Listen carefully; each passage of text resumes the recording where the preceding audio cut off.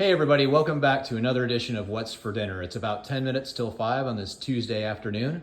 Hope you're all doing fantastic. And don't forget that nothing you hear, see, smell, or taste tonight on this episode should be considered medical advice. This is for informational, educational, and entertainment purposes only. So if you have any serious medical questions, ask your highly knowledgeable and highly trained provider. All right. Now say my part. You'll have to say it. Make sure that when you ask your provider questions about nutrition and hormones, where they went for extra education for both of those. Because I have said many times that Mark and I have spent more money doing extra stuff than I did on my master's and bachelor's together. So, don't you guys get that on your in your training in school? Oh. Okay. Okay. Well, let's talk a little bit about what we are actually having for dinner tonight. So we made burgers, as you can see on the grill. So we do a little bit of a different spin, try and jazz up our burger life a little bit. So tonight we did Teresa shredded butter and she shredded cheese. And then we also put a couple big dollops of sour cream into 1.5 pounds of ground beef, some grass-fed, grain-finished ground beef. And we mixed it all together and then cooked it on the grill. I used avocado oil underneath as like the base to keep them from sticking. And then you can see the white cheese is baby Swiss, and then the yellow is or orange is American cheese. Those are Teresa's. So, and then you can see our little what do you call them? Not condiments, but like a little add-ons, seasoning. Sorry, gosh, I just couldn't think of it. We use Jane's Crazy salt, or I like the Jane's Crazy mixed up seasoning, and then Teresa likes the Redmond salt. So we got that. Then Teresa did she did her bacon in the air fryer.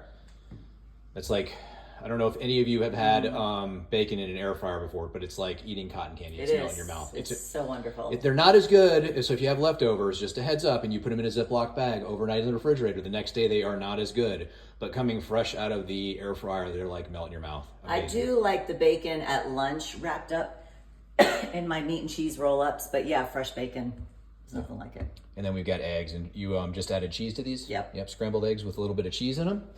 And then we've got some leftovers tonight. So we have leftover Philly cheesesteak brats from yesterday. And then over on Sunday, we had, Teresa made some spinach dip. She also made shrimp Alfredo. And do you want to talk about that? Because those... a little leftover. Yeah. So I do like 1.5 blocks of cream cheese, a whole stick of butter, shredded Parmesan, fresh pressed garlic, and heavy whipping cream. And then I bring that all to a boil, and then I detail the shrimp. I get the cooked shrimp. We get the cooked shrimp just because I don't have to worry about it being done. But then about 5 minutes before the dinner's done, I just throw the shrimp into the boiling Alfredo, and it's just really good. Yeah. And then what have we got floating around in the back over there? Oh my gosh! Rosette's cake. Yum. Pumpkin spice. I got a sweet little gift in the mail today, and this is my favorite. I love when this comes out every year. You know how some keto desserts have an aftertaste? This does not. And then I got to go on her website because she also has a crumble that you can do. And so I usually make this in a loaf pan, and then I do the crumble on top and then cook it. So super good. This saved me many, many, many Thanksgivings from cheating. This is out now. It's seasonal. It's out now. Yeah, and another favorite of ours is the dough mix that she has. So we can make pizza, you can make bagels, you can make all kinds of stuff out of there. And we'll be ordering some of that pretty soon. And then she has the no bagel seasoning in there, which is awesome. Like we put that on our chaffles. Yep. And you also have been doing them on the pepperoni and cheese chips that you've been making. So they're delicious. And you can make cinnamon rolls out of her dough mix. So if you go to her website, there's a recipe to use the dough mix, and we've done that many times, and it is super good. And speaking of, what's that website? rosettesmix.com. Yay, okay. All right, we love Rosette. And plus, her and her husband are awesome people. Great. Trocolation is super cool and has obviously, Changing lives. Yeah, changing lives. And she is so sweet. And they're just a really cool couple and fun people. Yeah. All right, so I think we covered the food part. What did you want to talk about tonight?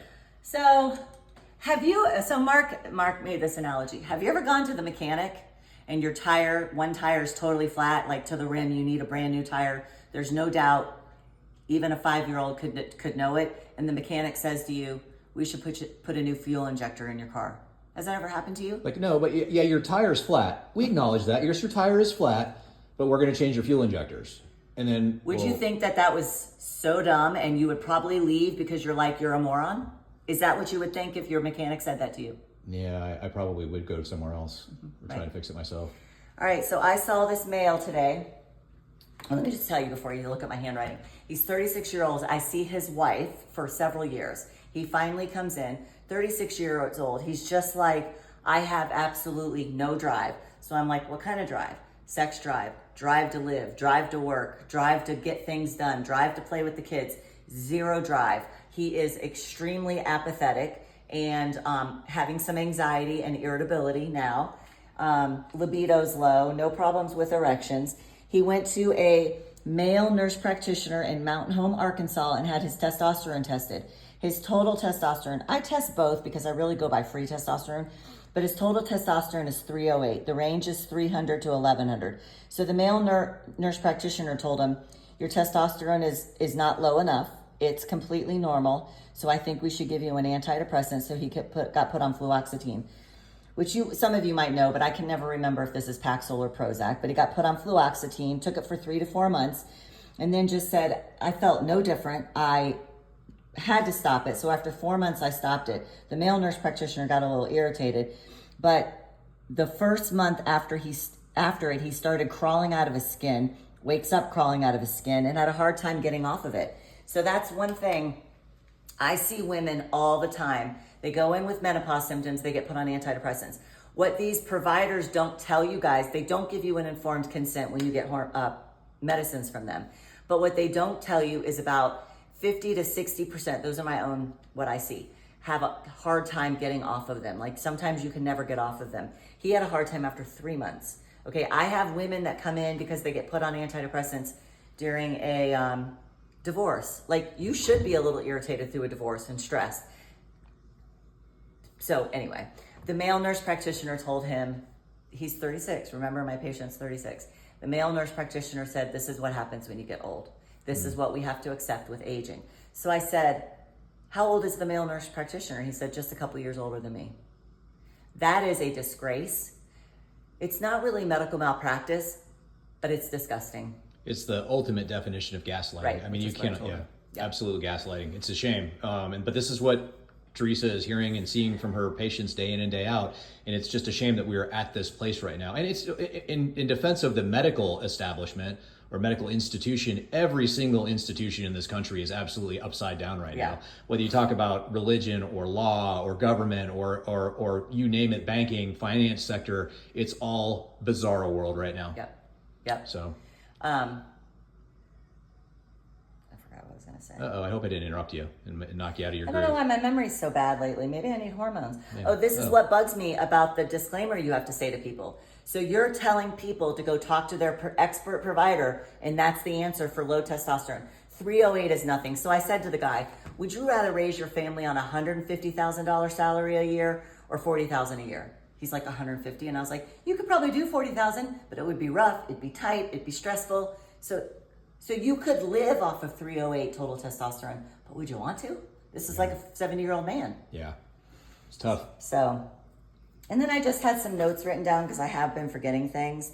So last night, Mark and I were talking about, I was just saying, a lot of times with women, they neglect themselves for years and they take care of their husbands and their kids.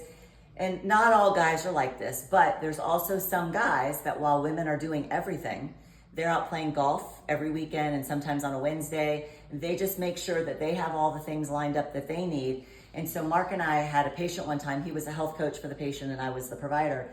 And she was having sleep issues. And so when we dug deeper, her husband, that she had just newly married, like in the last few years, worked the middle shift, like 3 to 11. He would get off every night at 11, come home, she'd already be in bed, turned all the lights on, would sit on their bed where my patient was sleeping and play his guitar.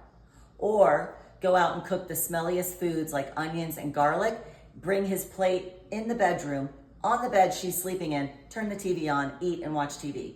So some of you guys are up against big things, like that's a big thing. When your marriage is like that, that's disrespectful, whether or not he's narcissist or whatever else. That's just mean.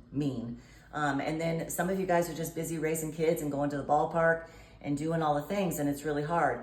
And so last night we were talking about weight and stuff, and when we stopped, what I wanted to say to you guys is your worth is not involved with your weight, but your health is involved with your weight. And lately I've been really thinking, I listened to a sermon one night before going to bed by Priscilla Shire, And she was saying, isn't it sad that we as people take what the enemy says about us and believe it?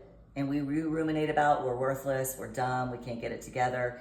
But we were made in the image of God. We should be taking what he says about us, and we should be taking that. So life is hard. All that to say, life is hard. Do the best you can. Because again, that Mark always says, we make it look easy. It's difficult. Yeah. It's difficult. The hardest thing is starting. So once you get started, and you have to just have a lot of grace for yourself and take all of these little things in incremental steps, one step at a time. You got to crawl before you can walk. You got to walk before you can run. Yeah. So the hard part is getting started. It helps tremendously if you're well prepared. Chance favors the prepared all the time. Yes. And the other thing too is also if you can find somebody who will do this, go on this journey with you. Great if you have a spouse or a significant other, or you got kids who you can get on board with this. And it's not easy, we get it. But if you can have somebody who's in your corner who's trying to do the same thing, it's the same thing with like running. You always run with somebody who's gonna push you a little bit harder, is gonna at least hold you accountable. Yeah. So you don't start getting into running when you've never run before, or get into competitive running anyway, unless you start working with somebody who's maybe a step or two ahead of you. Right. Even. So anyway, we understand, guys, and we're here for you. For some of you guys are watching remotely from different states and whatnot. So did you have anything else to say? I forgot it. Okay. Well, in any case, my whole point with that was if you guys have questions, we'll do the best we can to answer them for you remotely if you don't live here and you're not one of our patients or whatnot. And just share with us what you guys have. Did you just think I remember. Okay. There's like literally 15 things you could change right this second. Nobody can do that. So you pick 3. And I used to tell my patients, the 3 that I pick that you think is so overwhelming and the 3 you pick I think are overwhelming. So pick the 3 that you can deal with. They're going to be different from mine or different from your peer. But if you can just pick a couple things to change at a time, you will get there. Don't change all 15. That's impossible. Perfect. Yeah. Glad you remember that. Me too. All right. Well, we love you guys, and God bless you, and we'll see you all next time. Yes. Bye-bye. Bye.